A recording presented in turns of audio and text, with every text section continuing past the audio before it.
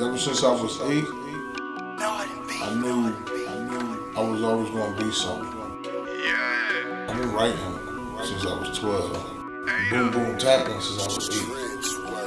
She wanna slide on the side, hop in a ride, give it some time. She wanna slide on the side, hop in a ride, give it some time. She wanna slide, yeah, yeah. She wanna slide, yeah, yeah.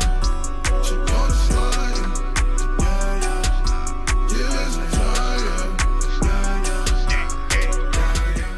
Why not 7 more, 4 more? Because ever since I was 8, I knew I was always gonna be something. When I was 8 years old, I felt like I was the man in the house at that time. You know what I mean? My grandpa, he died, I think, followed like a year later, 2 years later. At that time, he was building me up to be like the man in the house at 8. That's when I first got my first piece of equipment. You know, a little KCO keyboard. On my first time, I was like, oh, I want to do music. Ever since I was 8, I know I wanted more. I've been writing since I was 12. Boom boom tapping since I was 8. But I started professionally making beats when I was 16. Nobody taught me. Who I'm named after is my uncle, right? He was a famous DJ in West Philly, DJ L Boogie. All his equipment basically came on to me. I got named after him and I kind of like finished that legacy.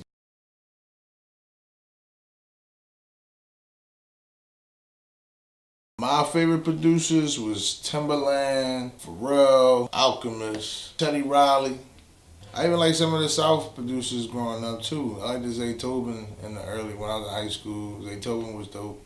Jay Dilla, and to fill in that top 5, Swiss Beats.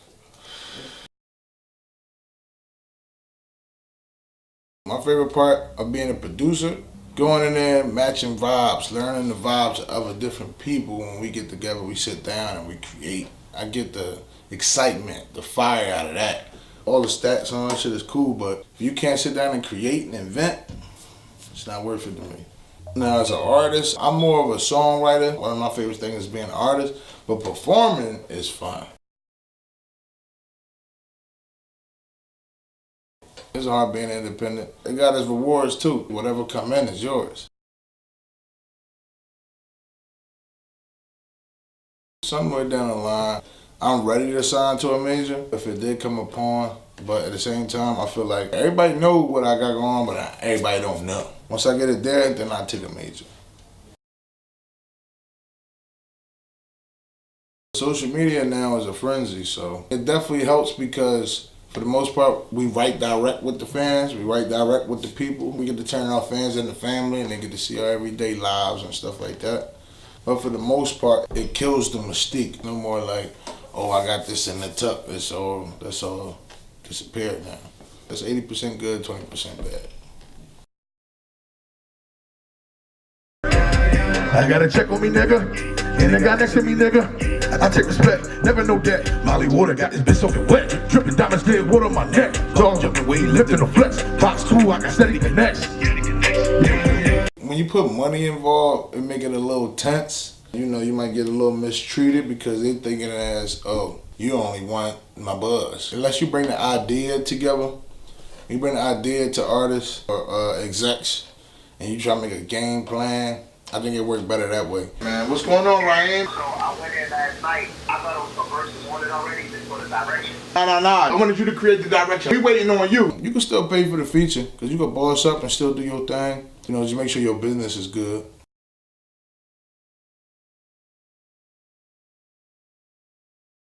Well, as an indie artist, it's gonna vary, you know what I mean? When I first started off performing, about 4 years ago, I really started off longer than that, but I really started getting them consecutively 4 years ago. When that was happening, they started off home. The love was there, and then, you know, it fades after a while because they want you to stay where you was at. When you go out of town and you perform, love is strong. I'm not gonna say it's unconditional. They don't see you putting that hard work in it on stage, they not gonna budge. For the most part, I got a lot of love out of town. I can't say way more in my home city, but I can say consecutively, it was a lot of love. You know what I'm saying? And it always keep building. As an independent artist, you want to expand. You want to have more options. Available, but not accessible, if that makes sense. Oh, man. South by Southwest was lit. We got invited to the TuneCore mixer.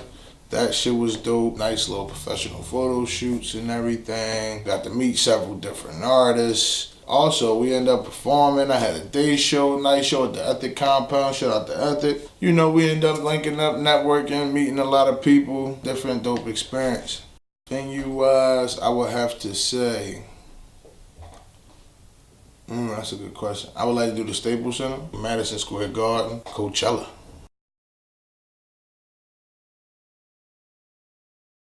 I just want people to know that 8 More was a loving, caring, fierce, creative person. It was always about being creative, always about going for what you wanted and getting yours. People always gonna remember 8 More, that was the guy that went out for his. He made sure he went out for his. That's 8 More legacy. You dig?